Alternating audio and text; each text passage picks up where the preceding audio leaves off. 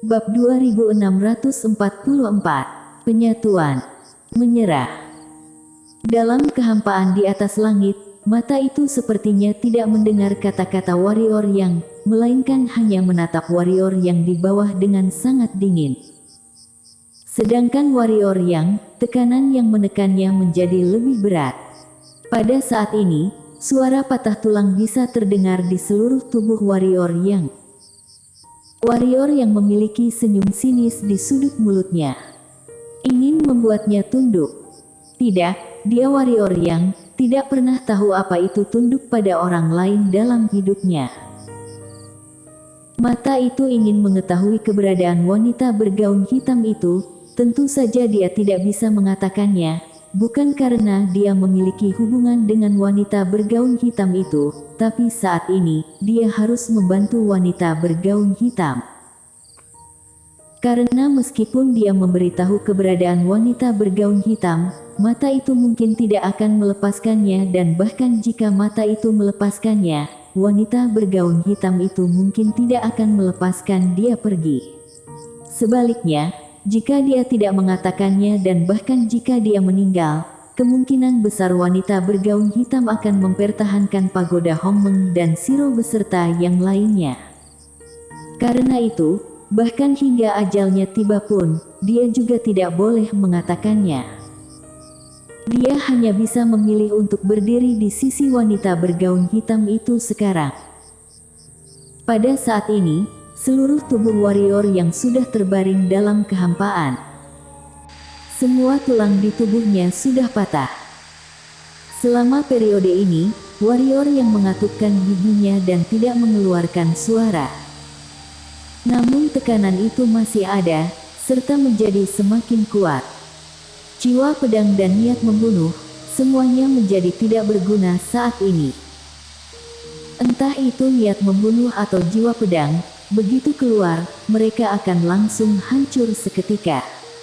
Di depan mata ini, dia tidak memiliki kemampuan untuk melawan. Warrior yang merasa pahit di hatinya.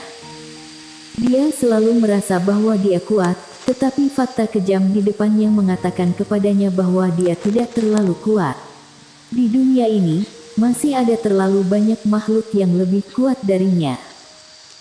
Pada saat ini, warrior yang memikirkan banyak orang. Dia tidak takut mati, tetapi dia tidak ingin mati. Keinginan seseorang untuk bertahan hidup bisa sangat kuat. Pada saat ini, suara kicau pedang tiba-tiba bergema di lapangan dan jiwa pedang terpancar dari tubuh warrior yang. Kali ini, jiwa pedang ini tidak terpengaruh oleh tekanan itu, melainkan naik ke atas langit. Pedang itu mengarah ke mata itu. Tapi saat berikutnya, pedang itu langsung hancur. Warrior yang melatih semua tulang di tubuhnya melunak menjadi berantakan, tetapi pada saat ini, jiwa pedangnya sangat ganas, hingga seperti ingin menembus langit. Jiwa pedangnya sangat kuat. Namun, di depan mata ini, masih terlihat sangat kecil. Pada saat ini, sebuah jari raksasa hitam pekat tiba-tiba muncul di udara. Jari raksasa ini jatuh dari langit seperti pedang dan targetnya adalah warrior yang. Jari raksasa itu jatuh dengan sangat tenang, karena jari itu tidak ada di alam semesta 3 dimensi ini. Pada saat ini, warrior yang sudah paham. Yang di atas kepala sama sekali bukanlah bagian dari makhluk alam semesta 3 dimensi. Benar juga, di alam semesta 3 dimensi ini, pada dasarnya tidak ada yang bisa membuat wanita bergaun hitam itu ketakutan. Merasakan jari itu jatuh, warrior yang tersenyum pahit, apakah dia benar-benar akan mati? Warrior yang menutup matanya perlahan, adik Black, lindungi pagoda Hongmeng dan semua yang ada di dalamnya, jika tidak, aku pasti akan datang kepadamu setelah aku bereinkarnasi. Di dalam pagoda Hongmeng, wajah Yana sudah penuh dengan kengerian, jika adik Black tidak membuka menara, dia akan benar-benar menyerangnya. Di dunia ini, yang paling dia pedulikan adalah kakeknya saat itu dan setelah sang kakek pergi, yang paling dia pedulikan adalah warrior Yang dan Shiro. Mereka berdua adalah orang yang paling dia sayangi. Shiro juga mengepalkan cakarnya saat ini. Di dalam rumah kayu itu, wanita bergaun hitam itu terdiam sejenak, lalu memegang satu pedang yang disatukan dari 3 pedang di tangannya. Baru saja hendak menembak, tiba-tiba dia mengangkat kepalanya. Di luar pagoda Hongmeng, jari raksasa itu tiba-tiba berhenti dan di bawah jari raksasa itu, sebuah kotak bambu muncul di beberapa titik. Kotak bambu ini dengan paksa memblokir jari raksasa itu. Pada saat ini, dalam kehampaan, mata itu bergerak ke sisi lain. Di sisi lain, di mana mata itu jatuh, berdiri seorang lelaki tua. Pria tua kotak bambu.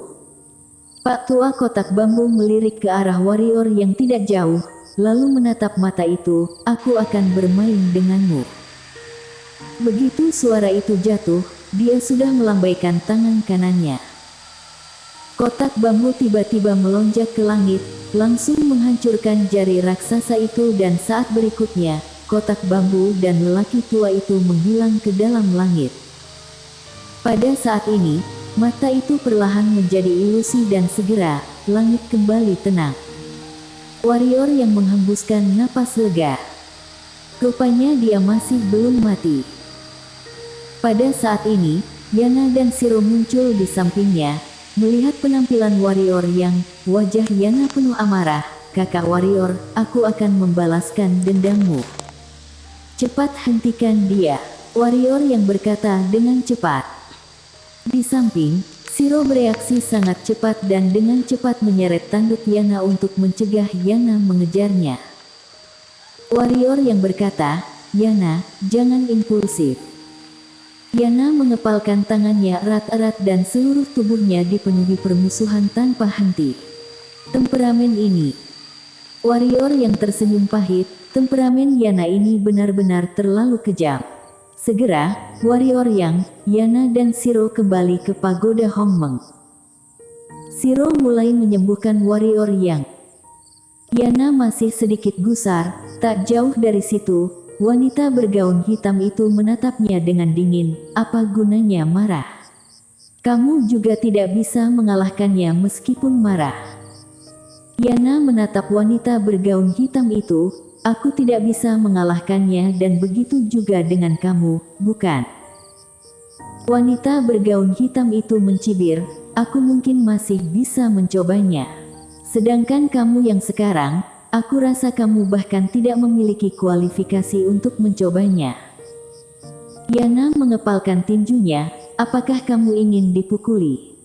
Wanita bergaun hitam itu mencibir, "Aku sangat menginginkannya, tolong pukul aku." Yana tiba-tiba melompat dan menyerbu ke arah wanita bergaun hitam itu. Wanita bergaun hitam itu menyerang Yana dengan pedang di tangan. Guntur menyerang api. "Berhenti!" Pada saat ini, teriakan marah warrior yang tiba-tiba terdengar di lapangan. Mendengar suara warrior yang, Yana berhenti dan wanita bergaun hitam itu juga berhenti saat melihat Yana tidak bergerak. Yana menoleh dan melirik warrior yang tidak jauh dari sana. "Kakak warrior, kamu izinkan saja aku menghajarnya. Wanita ini memang pantas untuk dihajar habis-habisan." Di kejauhan, seorang wanita bergaun hitam menyeringai sambil memegang pedangnya. Hati warrior yang terasa pahit. "Yana, kamu belum tentu bisa mengalahkan wanita ini. Jika kamu bisa, aku pasti akan membiarkanmu memukulinya dengan keras." Warrior yang memberi isyarat agar Yana menghampirinya dan Yana mematuhi ucapan warrior yang, dengan berjalan ke depan warrior yang dengan patuh. Warrior yang tersenyum kecil, "Mari kita hentikan perselisihan internal untuk saat ini, oke? Musuh kita yang sebenarnya ada di luar. Bila kalian ingin bertarung, silahkan bertarung di masa depan, ya." Yana sedikit tidak berdaya, "Baiklah, tapi aku benar-benar merasa kesal padanya." Warrior yang tak berdaya, dia juga tidak senang pada wanita bergaun hitam itu dan ingin memukulinya, tetapi ia tidak bisa memukulnya. Pada saat ini, mereka harus tenang. Penyembuhan. Warrior yang terus menyembuhkan dirinya dan perang antara Yana serta wanita bergaun hitam untuk sementara dipadamkan. Namun, kedua orang ini saling memandang dengan tidak senang, jadi hanya masalah waktu sebelum mereka mulai bertarung. Warrior yang tidak bisa berbuat apa-apa. Sekarang dia ingin mengulurnya sebisa yang dia bisa, setidaknya hingga Yana bisa mengalahkan wanita bergaun hitam itu. Dalam hatinya, dia masih berharap Yana menang. Meski luka yang diderita kali ini sangat parah, untungnya ada energi ungu, kosmik, jadi itu bukan masalah besar. Sebaliknya, kali ini dia memiliki pendapatan. Karena di bawah tekanan barusan, dia menemukan bahwa jiwa pedangnya telah berubah sedikit, tetapi dia tidak tahu apa perubahannya. Dia menemukan bahwa setelah dia menjadi seorang kultivator pedang, setiap kali pikirannya berubah, ilmu pedangnya juga berubah. Kalimat itu masih benar, apa yang kultivator pedang latih adalah hati. 3 jam kemudian, luka warrior yang akhirnya sembuh sebesar 70% hingga 80%. Warrior yang duduk bersila di tanah, memancarkan pedang jiwa yang ganas di sekelilingnya, yang bahkan lebih tajam dari sebelumnya. Dulu niat membunuhnya adalah untuk menekan jiwa pedang, tetapi sekarang niat pedangnya telah menunjukkan tanda-tanda untuk menekan niat membunuh. Sebagai seorang kultivator pedang, tentu ini hal yang bagus. 1 jam kemudian, warrior yang berdiri dan datang ke rumah kayu, dengan ada Shiro yang mengikutinya. Setelah memasuki rumah kayu, matanya tertuju pada 3 pedang yang ada di depan wanita bergaun hitam. Pada saat ini, ketiga pedang telah dipisahkan. Warrior yang melirik ketiga pedang itu dan berkata, mereka bisa disatukan. Wanita bergaun hitam itu berkata dengan dingin, kenapa tidak bisa? Atas dasar apa tidak bisa disatukan? Warrior yang sedikit terdiam, siapa yang menyinggung Jalang ini lagi? Sungguh, dia benar-benar sangat emosional. Pada saat ini, Shiro mengangkat 3 pedang, wajahnya penuh rasa ingin tahu. Wanita bergaun hitam itu melirik ke arah Shiro, namun tidak menghentikannya. Dia juga sangat tidak berdaya dengan si bocah kecil, karena dia ini sudah bukan orang yang dia kenal. Warrior yang menyeringai, oh iya, sebelum kamu membunuh Tai Huntian dalam hitungan detik, keanggunan pedang itu benar-benar membutakan mataku. Wanita bergaun hitam itu berkata dengan datar, pedang yang sangat biasa. Warrior yang tertawa dan berkata, tentu saja, jika kamu berada dalam kondisi puncakmu, bukankah membunuh orang-orang itu sama dengan membunuh ayam? Wanita bergaun hitam itu melirik warrior yang, untuk apa menyanjung aku? Aku tidak akan termakan dengan ucapanmu. Warrior yang buru-buru menggelengkan kepalanya dan berkata dengan tulus, tidak, aku tidak sedang menyanjung, aku benar-benar tulus berpikir kamu sangat luar biasa, sungguh. Wanita bergaun hitam itu tidak menunjukkan ekspresi, melirik ketiga pedang yang dipegang Shiro, lalu berkata, ketiga pedang ini awalnya adalah satu pedang, lalu karena pedang itu terlalu kuat dan bisa melukai dunia, jadi ketika aku mengasingkan diri, aku juga secara paksa membagi pedang ini menjadi beberapa pedang, jadi itu adalah suatu hal yang normal bila mereka dapat menyatu. Warrior yang mengangguk, kalau begitu, apakah aku bisa menyatukannya juga? Wanita bergaun hitam itu melirik ke arah warrior yang, sepertinya tidak bisa, di dunia ini hanya aku dan beberapa aku yang bisa melakukannya. Warrior yang sedikit kecewa, tetapi kali ini, wanita bergaun hitam itu berkata lagi, namun, jika aku mengajari kamu metodenya, kamu juga dapat menyatukannya. Pada saat ini, Shiro, yang tidak jauh, tiba-tiba melambaikan cakar kecilnya, dan segera, di bawah tatapan heran warrior yang ketiga pedang itu tiba-tiba bergabung menjadi satu pedang. Pada saat ini, warrior yang melirik wanita bergaun hitam dengan tatapan aneh. Di sisi lain, wajah wanita bergaun hitam saat ini benar-benar gelap. Bersambung.